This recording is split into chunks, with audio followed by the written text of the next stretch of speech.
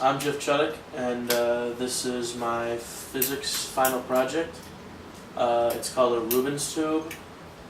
For those of you who don't know, Ruben's tube is basically an oscilloscope that uses flames to measure sound waves. Ruben's tube was first invented by Heinrich Ruben in 1905. Flames oscillate on the top of the tube here based on the compressions and rarefactions of the propane within the tube as supplied by my tank. To make this, I used about 3 feet of 3-inch PVC pipe with metal tape across the top to prevent it from burning. I attached a 3-inch speaker that I ripped out from some computer speakers and its amplifier. Plug in my iPod and attach a propane tank, and it's good to go. As fun as sitting around playing with fire is, there is an important physics lesson to be learned here. In fact, 3. The first being the tube itself and how it relates to the sound unit we worked on earlier.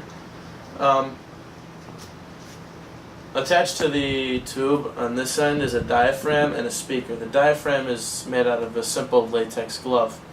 The speaker attached to it sends sound waves into the diaphragm, pushing the air, causing compressions and rarefactions. The rarefactions are where the propane is farther apart from other propane molecules, and compressions are where there's a lot of propane molecules close together. As it gets compressed, more propane gets forced up out of the top of the tubes, and you get a higher flame and some kind of sound wave or a really neat visualizer. The next 2 most important components that relate to the greater topic of physics that are found in the Ruben's tube are circuits found in the amplifier and magnets found in the speaker.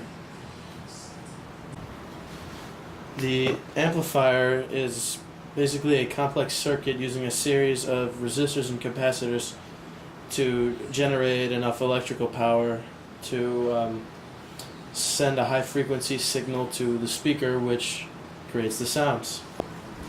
The third topic is the speaker. The speaker, while it may seem to simply be a continuation of circuits and electricity, is actually related to magnetism. There's a magnet in the base of the speaker that as electricity goes through it, turns it on. It's an electromagnet, and either pulls or repels the cone that causes the sound waves, that causes the vibrations, that causes the sound waves, which your brain interprets as music or tones or garbage, depending on the shape of the wave and the wavelength. Because the tube is closed at a certain frequency called the resonant frequency, it will cause a node to line up at each end of the tube and possibly in the middle, creating a perfect sine wave. Now, aside from the obvious of it making a very cool visualizer, you just saw, there's actually a little bit of physics related to it.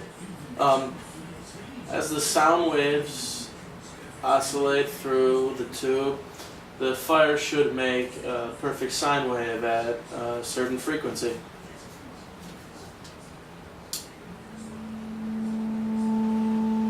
We have a frequency going through right now of 220 hertz. As you can see, it makes a pretty good sine wave.